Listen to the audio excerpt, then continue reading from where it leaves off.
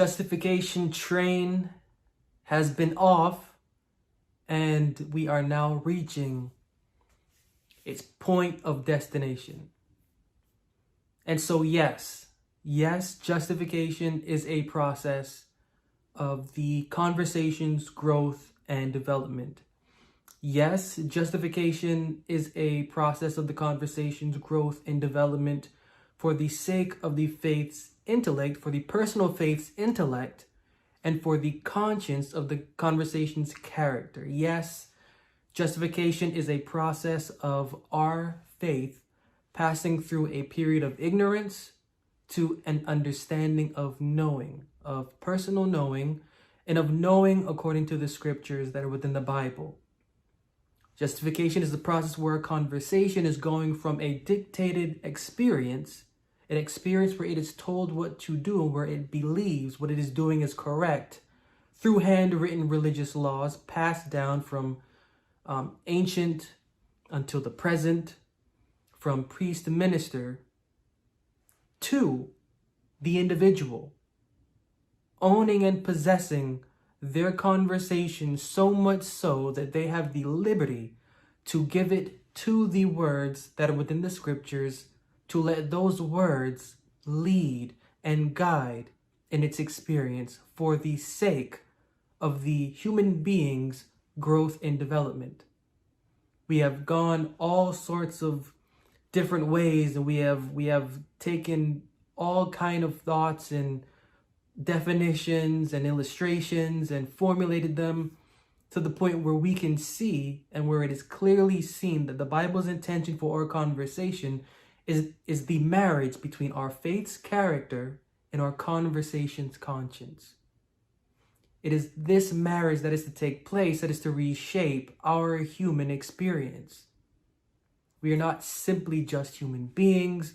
We are not simply just spiritual or devotional beings. We are the two in one.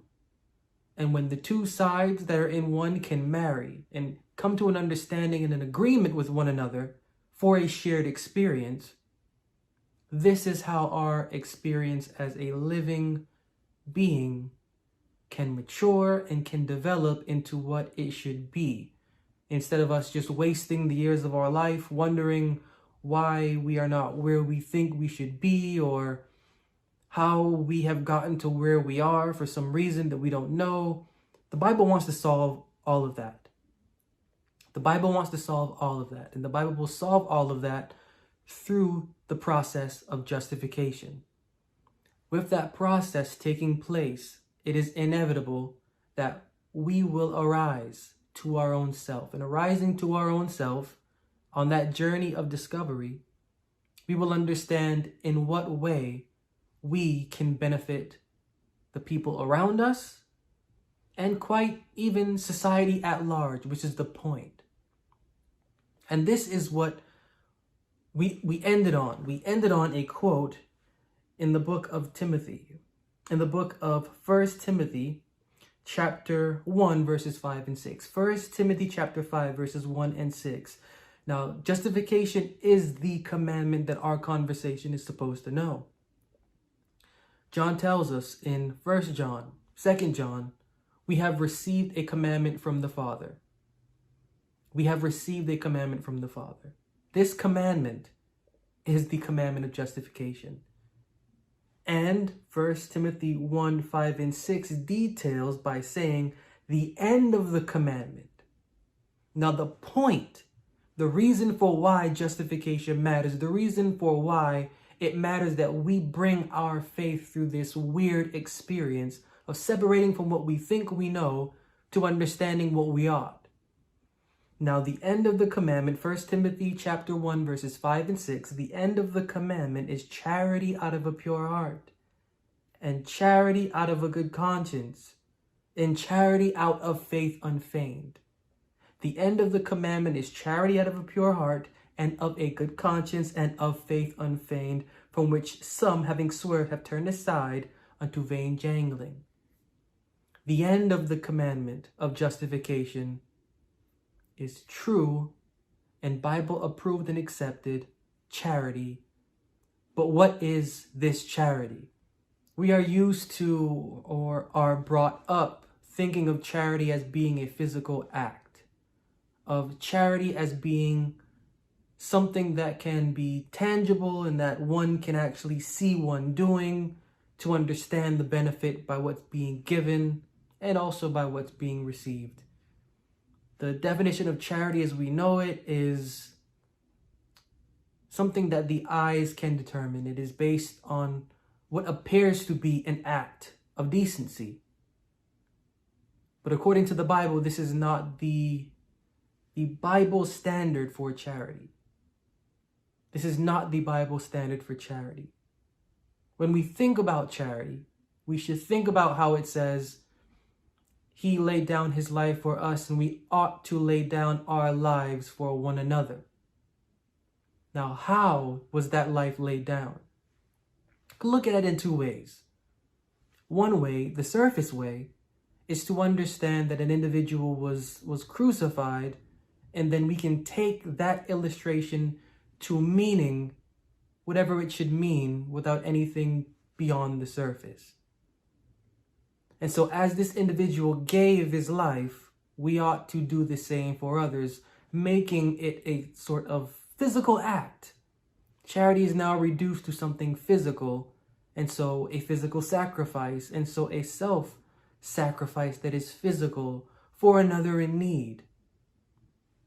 But that's a bit of a leap, and that's a bit of an assumption because we're adding or we're placing a definition onto what may actually not be there. And truth be told, when you get underneath the surface of what that illustration means, what was given was not a physical act.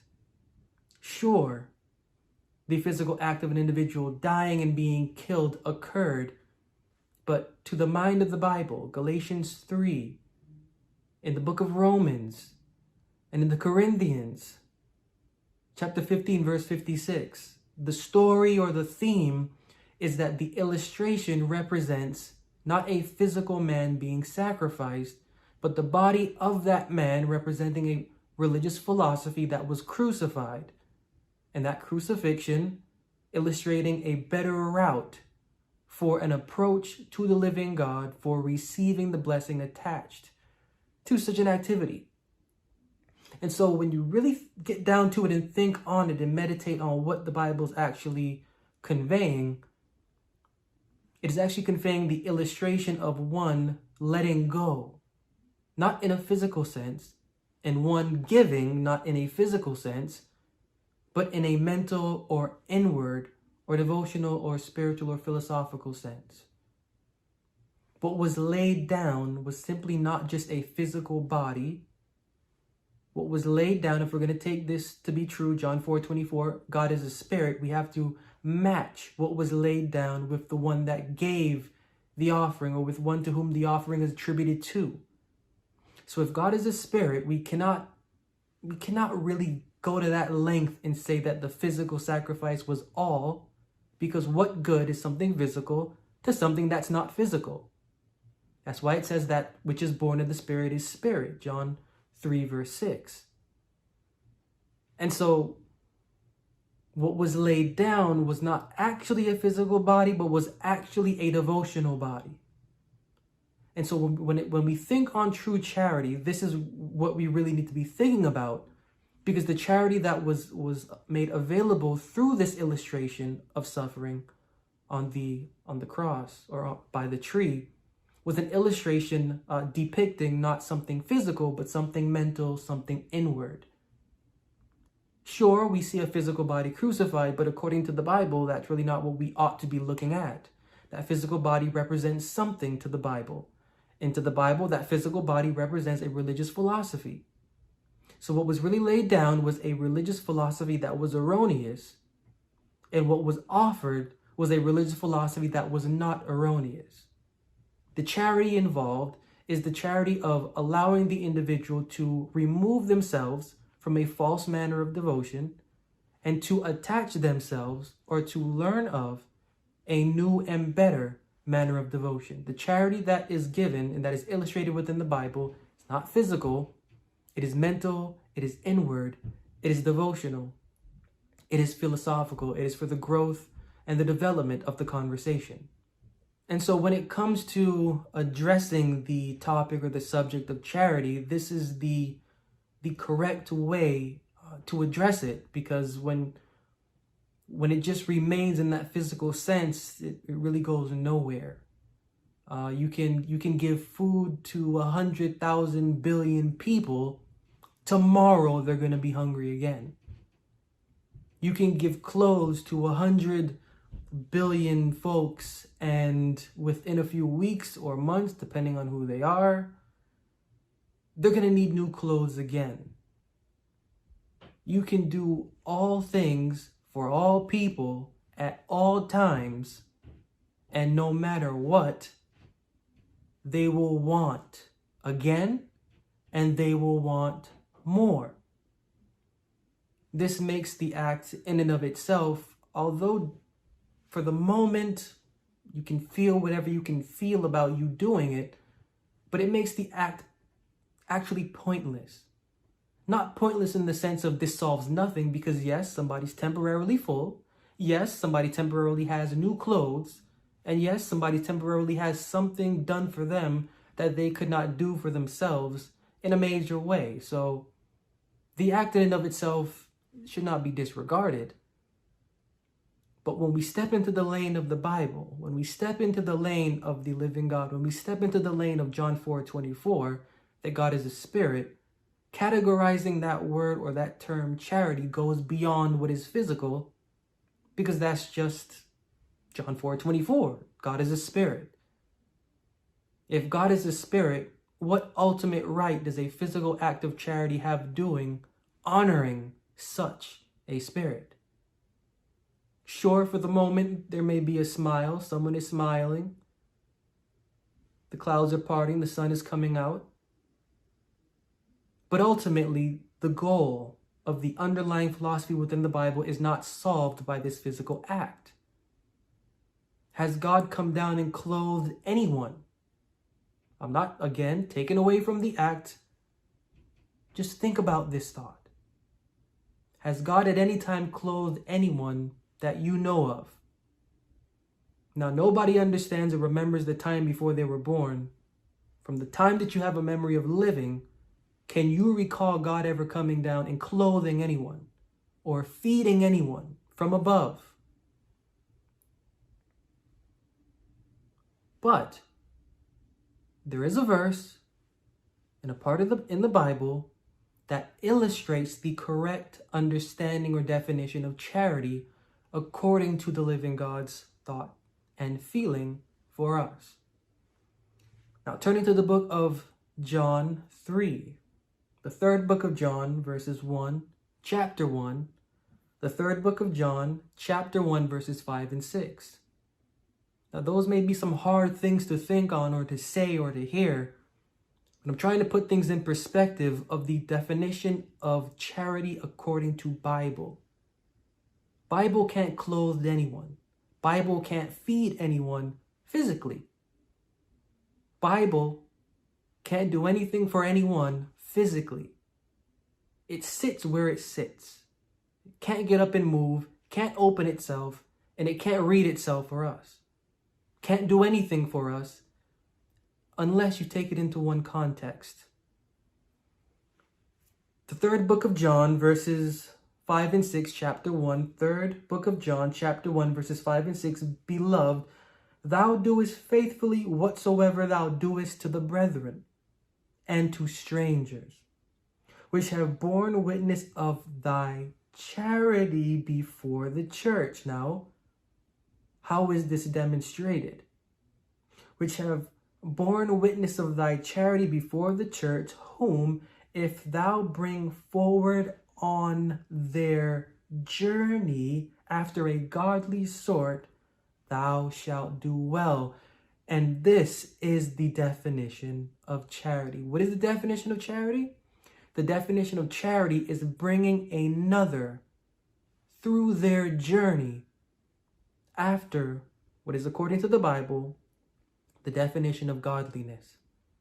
Bringing another through their journey according to the Bible definition of godliness is how we should categorize this term charity. Now, in the book of Titus, chapter 1, in verse 1, Paul writes that he is an individual whose philosophy is based off of the truth that is according to godliness. And this is interesting. Paul writes that he is a minister and that his philosophy is of the truth, which is according to godliness. Now, what is the truth? What is the truth? Because whatever the truth is, that truth is to lead into Bible-approved and unadulterated, Bible-accepted godliness.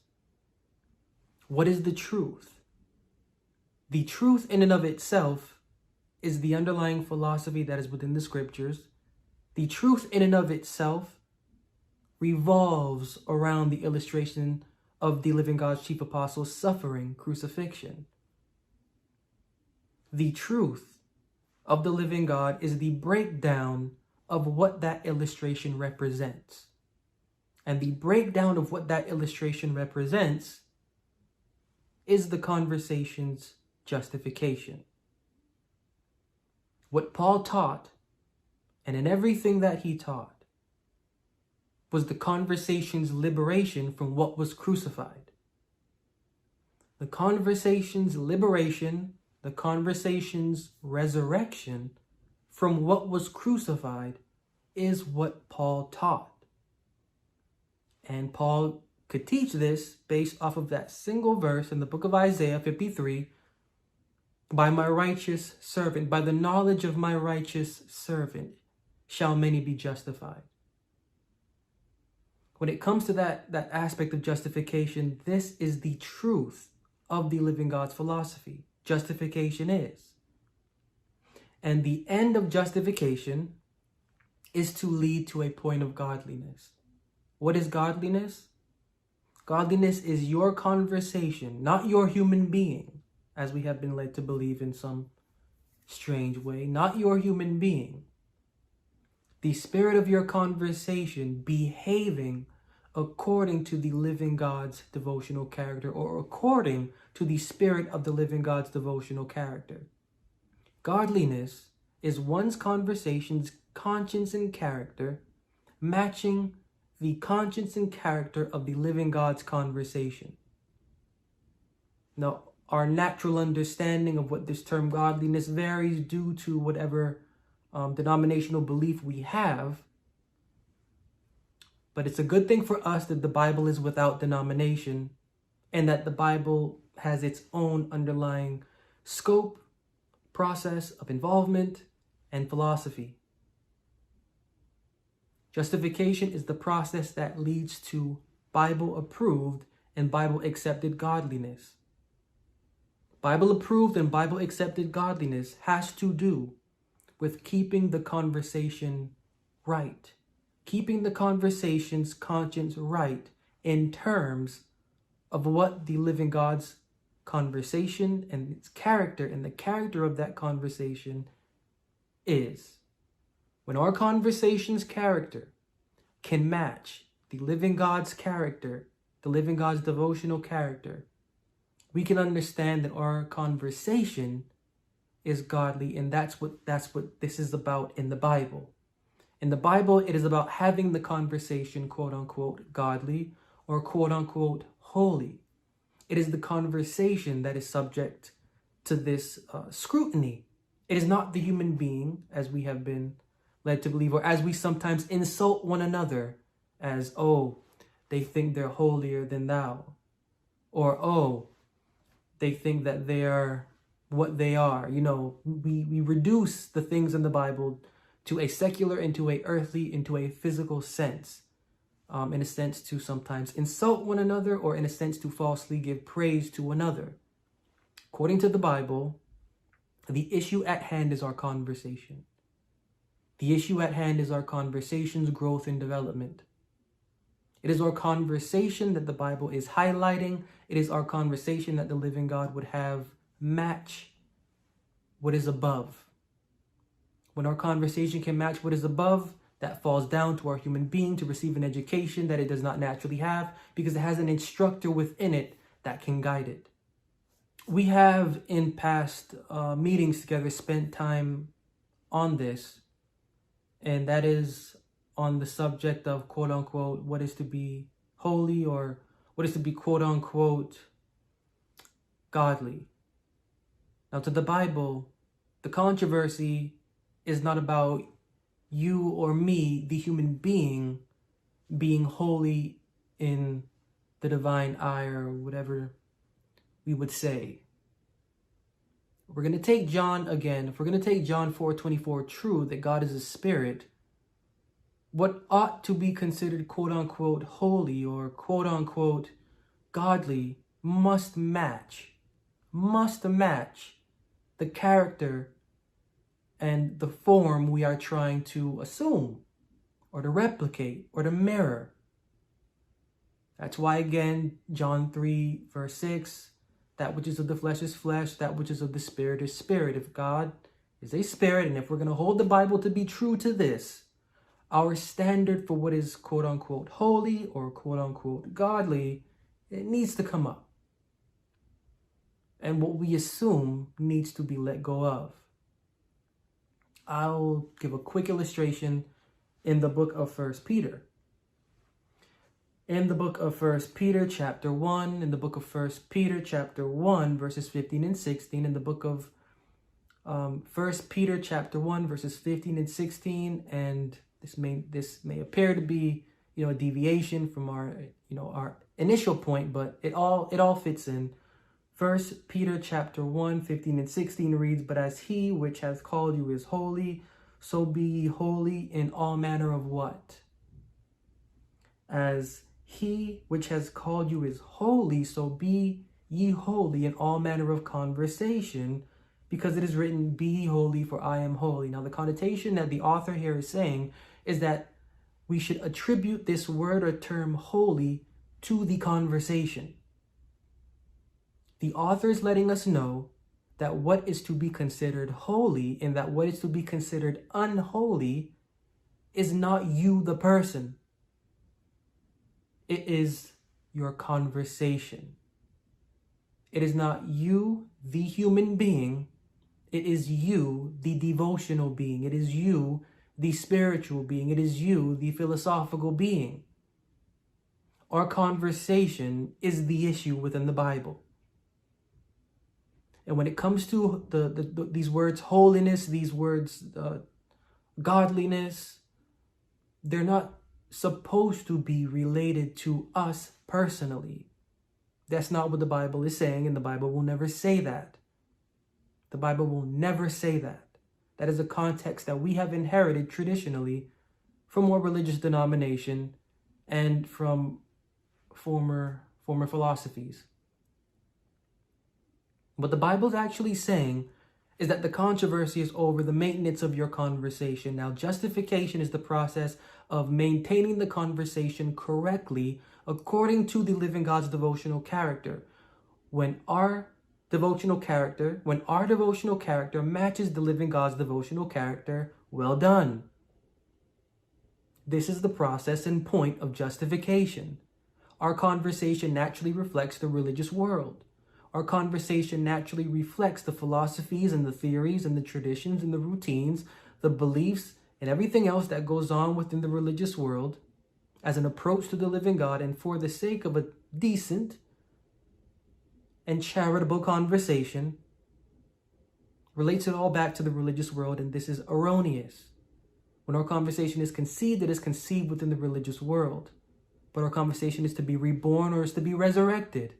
This is what justification is for. Justification is the process of raising up our faith from out of the ground or grave of the religious world to go above, into the temple that is above, not physically, inwardly, mentally, devotionally. It is entering into this temple above that our conversation becomes clean. And this word clean, cleansed, meaning just or justification. It is in this temple above that our faith's intellect receives the re-education that it needs to receive. And receiving that re-education receiving that instruction, our faith is not supposed to reside above, but our faith is to now come back down below. And so why? Why are we to not remain above? Why are we to return back down into the religious world? Point being the book of Romans chapter 15 verses 1 and 2. The book of Romans chapter 15 verses 1 and 2. There is a reason. Romans 15, 1 and 2, and it ties back to our opening verse in the book of John, third book of John. Ties back. Romans 15 verses 1 and 2. Romans chapter 15 verses 1 and 2. We then that are strong ought to bear the infirmities of the weak and not to please ourselves. Let every one of us please his neighbor for his good to edification. And this, family, this is the definition of charity. This is the true definition of charity that we ought to grow familiar with and that we ought to adopt. The true definition of charity is pleasing one's neighbor for their good to edification. This is what it means to bring one through their journey in such a way that they are able to take on right godliness. And the third book of John tells us that if we do this, we do well. Charity, true charity, according to the scriptures, according to the heart that is within the Bible, true charity is edifying another. This is why we have to, or the instruction is, to return back down below after our conversation has resurrected or regenerated to match the living God's devotional character, because we have a work to do below. The work that we have to do below is in edifying those that have not yet awakened to the fact of the Bible or to the quote-unquote truth. The truth of justification. Now, the end of the commandment of justification is charity out of a pure heart. Going through this experience, we are to feel for other conversations because of what we have been misguided in and have been misunderstanding. As the living God led us, so we ought to do for another. As the devotional character of the living God's chief apostle was let down, so we have to do the same for ourselves and for the sake of another.